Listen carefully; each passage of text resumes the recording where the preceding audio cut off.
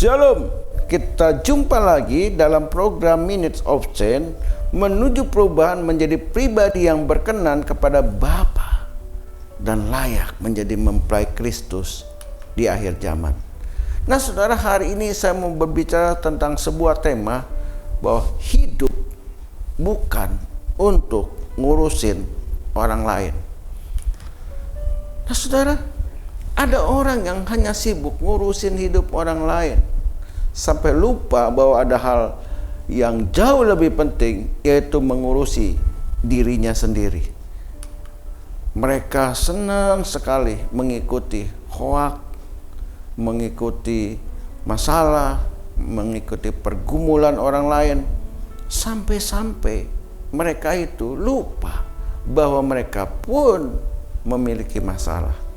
Di 1 Timotius 5 ayat 13 berkata, lagi pula dengan keluar masuk rumah orang, mereka membiasakan diri bermalas-malas, dan bukan hanya bermalas-malas saja, tetapi juga meleter dan mencampuri soal orang lain dan mengatakan hal-hal yang tidak pantas. Nah saudara, kalau kita terlalu sering ikut campur urusan orang lain,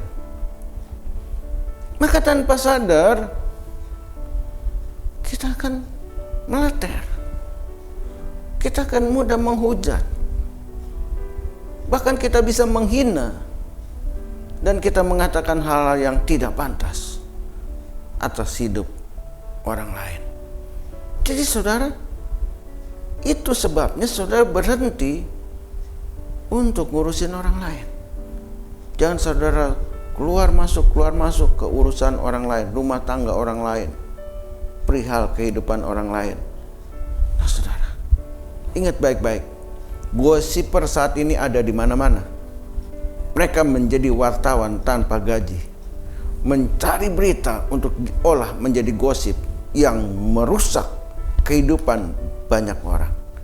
Amsal 26 ayat 17 berkata, orang yang ikut campur dalam pertengkaran orang lain adalah seperti orang yang menangkap telinga anjing yang berlalu.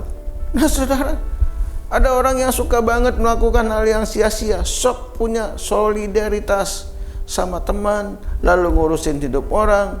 Saudara, dikatakan sama seperti memegang telinga, ya, menangkap telinga anjing yang berlalu. Saudara, bisa tiba-tiba saudara digigit. Jadi saudara harus ingat baik-baik. Jadi saudara, lebih baik kita melakukan sesuatu yang lebih bermanfaat ketimbang ngurusin orang lain. Ayub 19 ayat 3-4 dikatakan, sekarang telah 10 kali kamu menghina aku, kamu tidak malu menyiksa aku.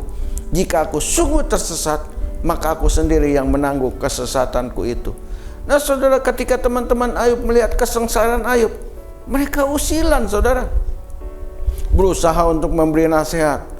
Namun bagi Ayub itu bukan nasihat, tetapi cercaan yang malah membuatnya menjadi tertekan. Ingatlah, niat baik belum tentu bisa dianggap baik oleh orang yang bersangkutan. Galatia 6 ayat 4 berkata, baiklah tiap-tiap orang menguji pekerjaannya sendiri, maka ia boleh bermegah melihat keadaannya sendiri dan bukan melihat keadaan orang lain. Ciri-ciri orang bawel yang suka ngurusin hidup orang lain: suka bergunjing dengan kawan satu geng, nggak punya prestasi, suka mendramatisir situasi untuk membuat sensasi, bersembunyi dalam kepalsuan dan pergaulannya sempit. Saya katakan kepada saudara, jauhi mereka. Amsal 11 ayat 15 berkata demikian, sangatlah malanglah orang yang menanggung orang lain, tetapi siapa membenci pertanggungan, amanlah ia. Jadi saudara, jangan sok sosial. Hilang soknya, tinggal sialnya. Percayalah, jangan suka ngurusin hidup orang lain, apalagi menanggung hutangnya, menanggung biaya hidupnya. Penulis melihat ada banyak dari mereka yang terprosok menjadi bangkrut karena sok memberi jaminan bagi orang lain.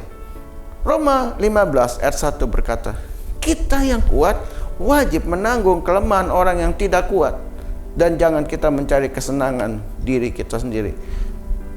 Memang yang kuat wajib menanggung kelemahan orang yang tidak kuat. Tapi jangan ngurusin hidup orang lain kalau hidup Anda saja masih berantakan. Beresin dulu hidupmu, baru bisa ngeberesin orang lain. Di 2 Korintus 8 ayat 12 dikatakan, sebab jika kamu rela untuk memberi, maka pemberianmu akan diterima. Kalau pemberianmu itu berdasarkan apa yang ada padamu, bukan berdasarkan apa yang tidak ada padamu. Menolong dan membantu orang lain itu baik. Namun saya katakan jangan maksa. Kalau kita tidak punya, katakan, maaf saya tidak punya. Jangan Anda berusaha menolong orang itu, lalu Anda hutang kiri, hutang kanan untuk membantu mereka. Alhasil, jika mereka tidak sanggup mengembalikan, Anda yang harus nanggung. Jika kita tidak paham permasalahan orang itu, sebaiknya kita katakan, maaf, saya kurang paham. Sekali lagi, jangan sok tahu. Pada akhirnya, jika nasihat Anda salah, maka Anda yang akan disalahkan. Itu sebabnya hari ini saya ingatkan kepada saudara, jangan sok ikut campur urusan orang lain. Tuhan Yesus memberkati saudara. Amin.